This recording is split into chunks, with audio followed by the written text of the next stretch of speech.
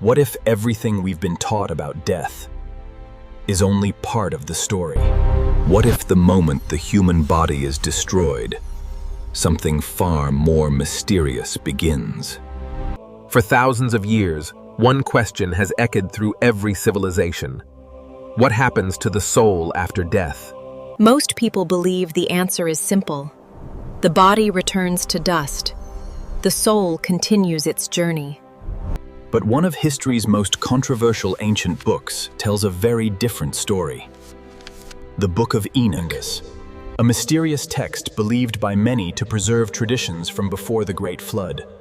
Although it is not part of the biblical canon for most Christian traditions, it has fascinated scholars, historians, and theologians for centuries. Because of its extraordinary descriptions of angels, heavenly realms, judgment, and the unseen world. Hidden within its pages is a remarkable picture of what happens after death. According to Enoch, the unseen world is not a single place.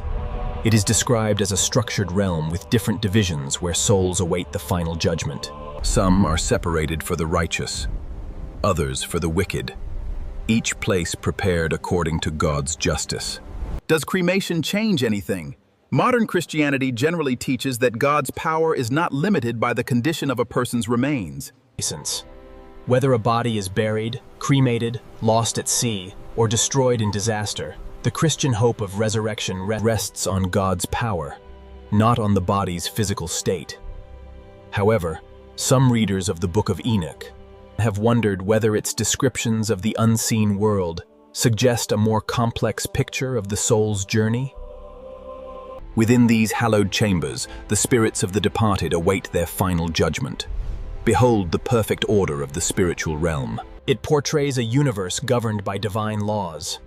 These descriptions have led some researchers to ask whether the physical body plays any role in the transition between earthly life and the unseen realm. The Book of Enoch does not explicitly teach that cremation prevents resurrection or condemns a soul. Instead, it focuses on God's judgment, the separation of spirits, and the certainty that every person will ultimately stand before their Creator.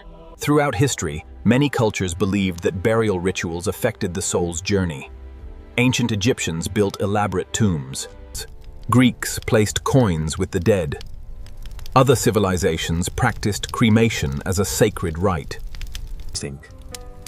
These traditions reveal humanity's deep desire to understand what lies beyond death.